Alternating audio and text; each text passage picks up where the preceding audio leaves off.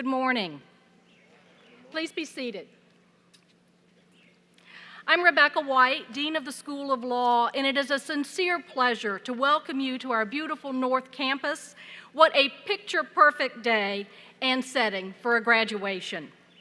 This is a special day, not only for the class of 2011 and their families, but for the law school community as well, and I am so pleased that so many of you are here to share it with us.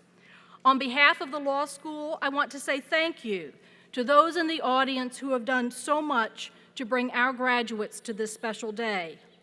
Law school demands a lot, not only of its students, but from those who love them. After all, it takes more than academic ability to graduate from law school. It takes hard work, dedication, and money. Many of you in the audience have supported our students emotionally and financially before and during law school. Their success, in many ways, is your success as well. So let me take a moment to recognize those who have helped make this day possible, and I'll ask that you please hold your applause into the end. Would the spouses, fiancés, or partners of our graduates please stand and remain standing? Would the parents of our graduates please stand? Would the grandparents of our graduates please stand?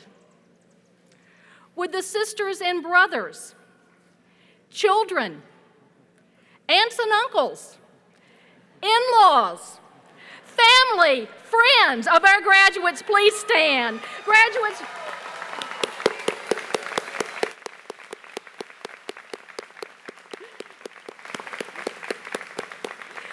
thank you so much for giving these folks a well-deserved round of applause. This day belongs first and foremost to our graduates, so it is my honor to introduce the president of the third-year class, Matt Rooks. Mr. Rooks graduated from the University Honors Program at Georgia Southern University in 2008. He received a bachelor's degree in Justice Studies and minors in History and Political Science, graduating magna cum laude. While a law student, Mr. Rooks served as a senior notes editor for the Georgia Journal of International and Comparative Law, and his note, Toward a United Ireland, the Northern Ireland Peace Process and the Devolution of Powers from London to Belfast, was published in the fall 2010 edition of the journal. I would like to recognize one of Mr. Rooks' classmates, Victorian Epshay, Mr. Rooks' fiancée, who became his fiancée just 5 days ago. Best wishes to you both. Mr. Rooks.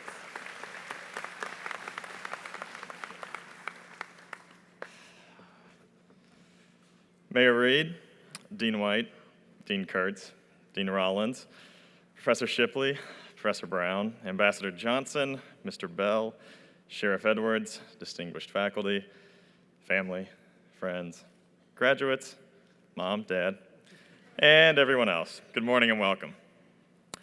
All right, now I know what you're all thinking. It's getting hot out here, and now we have to hear a boring speech by one of the graduating nerds. And not just any nerd, but the chief of the entire nerd tribe. Well, I'm here to tell you, yeah, that's pretty much it. The only thing better than graduating from law school is having the chance to convey the law school experience to a captive audience filled with lengthy personal anecdotes and inside jokes. It's this opportunity that I, the duly elected president of the nerds, plan to take full advantage of. In order to convey just a bit of my law school experience, I want you all to follow me. Follow me back to a fateful day in August 2008. It's the first official day of law school for the class of 2011. The leaves are turning and fall is creeping in. The dogs are number 1 in the preseason football poll. It's hard to believe now, but it was true. On this first day of law school, my 78 Section Y classmates and I had gathered in the big room at the end of the hall. Thank you, guys. For our first contracts class, with textbooks, rule books, notebooks, lots of books, which is a theme that runs throughout law school. Fellow students furiously shuffled through typed and printed notes or handwritten scribble to remember the facts of the first case that had been assigned. It's just one case, guy sitting next to me whose name I don't know yet. How bad could it be to get called on by this Professor Dupree person? After all, I graduated with a 3.9 something or other from undergraduate university. I'm not scared. So it's 9:27, 9:28, 9:29. There's no professor. All of a sudden, the door opens.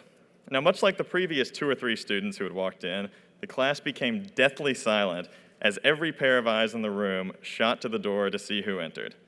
And in walked someone who just had to be Professor Dupree. To say you could have heard a pin drop is an exaggeration. You could have heard a feather drop. Dead silence. Now, Professor Dupree saunters into the room, stands behind the podium, and waits. Waits until exactly 9:30. And while waiting, she is not rummaging through notes. She's not opening and closing books. She's not even making eye contact or looking around. She is staring directly at the clock on the back wall of the room, waiting for the second hand to go all the way around like an executioner about to flip the switch on a poor, fearful soul. Or 78 poor, fearful souls in our case. Her first words crack the silence like lightning hitting a tree, because we've all heard of the horrors of the Socratic method. To be called out personally and questioned by a professor who has been doing this for a really long time and is really good at it. Miss Bryant.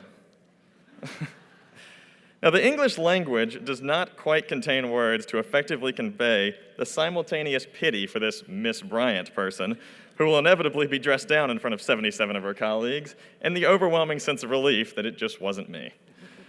And with Miss Bryant, the intellectual fencing match that would become commonplace began. For the first time, I could only think it was similar to watching maybe a professional cricket match. I had no idea what was going on. It was long, fast, and hard to follow. And Professor Dupree and Miss Bryant went back and forth about Sullivan v. O'Connor for the entire 50 minutes. And Miss Bryant performed stupendously, setting a high bar for the rest of our section to follow. So class was dismissed, and the shell-shocked section wires moved on. Now fast forward to the next day, in the afternoon.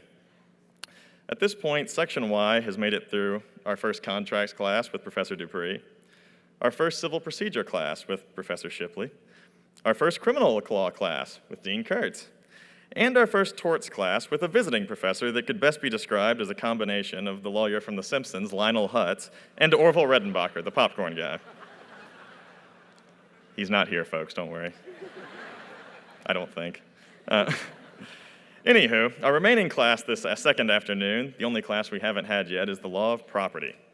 Section Y eagerly gathered in another big room with stadium seating and the ticking wall clock to await this next professor. Now, in walks Professor Beck. Now, at this point in our 1L year, we had no idea that Professor Beck is actually an extraordinarily nice, kind man. At this point in our 1L year, he's just the guy who may call my name and through various verbal tricks and traps is going to expose the fact that despite taking 3 hours to read 10 pages, I didn't understand a damn word of it. Now, the pre-class ritual is now familiar. Professor walks in at the last minute, waits for class to start, and the most fearful 3 seconds in every 50-minute period are next. Is Mr. Wood there? There's an ant on my book. Whew, not me. Mr. Wood's gonna take this one. Don't know who he is, but sucks to be him. Oh, wait a tick. Mr. Wood's not here. And Mr. Wood was not there. Because it turns out that Mr. Wood had decided that law school wasn't for him shortly after Professor Dupree's contracts class. Disclaimer, I'm not saying he dropped out because of Professor Dupree's contracts class. He just did so afterward. Okay, so no Mr. Wood. And then comes the realization. Oh no, now he's got to call on someone else. And someone else could be me. Boy, I hope it's not. But Professor Beck ended my curiosity with one sentence. Is Miss Bryant there? Poor her. The rest of the story is that Miss Bryant, again, did exceedingly well, and that Professor Beck ended the class by shedding a thick property book with an authoritative clap and delivering a line that I never forgot. Welcome to law school. And that is all the stuff you expect from law school. That's the part featured in Legally Blonde and The Paper Chase. What I want to talk about in my remaining time are the things you don't expect to get or see or do in law school. I did not expect to be inspired by members of the staff and faculty. Professors, many of whom sitting here today, often have profound impacts on many students that they may or may not have ever known they had. On more than one occasion, professors reminded us that despite the billable hour, the expensive suits, and the fancy offices, every lawyer is ultimately in the service of others, and that service is not something to be taken lightly. Professor Dupree is one of those professors, and despite her absence today, I have no doubt that the class of 2011 keeps her in our thoughts and prayers. I did not expect that the 70 people or so that make up your section are not just your classmates, but your close friends. The stereotype of law school and law students is often hiding outlines, stealing books, refusing to share notes, and lots of other cutthroat tactics. Now, that may be true at other law schools, but after 3 years, I am proud to say that is not true at the University of Georgia. Now, this was a selling point the school pitched to me when I was deciding whether or not to go to Georgia, and it turned out to be completely true. Another selling point was the 98% employment rate. See, they think it's funny. And moving right along. I did not expect to be inspired by so many of my fellow students. I've met people from all walks of life in this school, from circumstances far more trying than anything I've ever dealt with. Through raising money for the Legacy campaign, I saw the charitable impulses shine through from those students. Many of these are people who don't have jobs and owe tens of thousands of dollars in student loan payments. They actually have negative money, and they still pledge to give money out of the kindness of their hearts.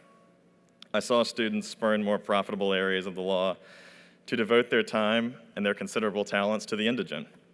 And while most of us are not modern-day Mother Teresas, I am continually inspired by the sheer talent, friendliness, humor, wit, enthusiasm, and intelligence of my classmates. A day is never boring in law school when you're surrounded by the people to my right. And lastly, I never expected to find a best friend and the love of my life all in one person. Not you, Dean Kurtz. Though you are close. I'm of course referring to my classmate and fiancée, Victoria. I'm not kidding when I say it's been an honor to speak to all of you today, but it's been an even greater privilege to be with these students for the best 3 years of my life. Go Dogs, Section Y rules. Thank you all and congratulations.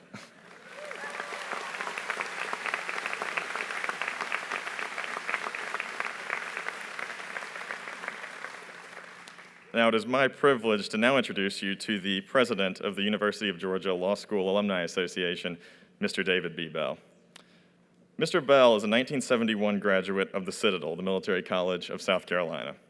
After serving as an officer in the United States Army until 1974, Mr. Bell attended the University of Georgia School of Law, graduating in 1977 with honors. Mr. Bell is a past president of the Georgia Trial Lawyers Association and a member of the Augusta Bar Association. Mr. Bell is a graduate of Leadership Augusta and Leadership Georgia, and also a 2007 recipient of the Justice Robert Benham Community Service Award. And since 1988 has been a partner at the David Bell Law Firm in Augusta, Georgia. While Mr. Bell himself was a second-generation Georgia Law graduate, his son David is a member of the Georgia Law class of 2012 and will be the 8th member of his family to graduate from the University of Georgia School of Law.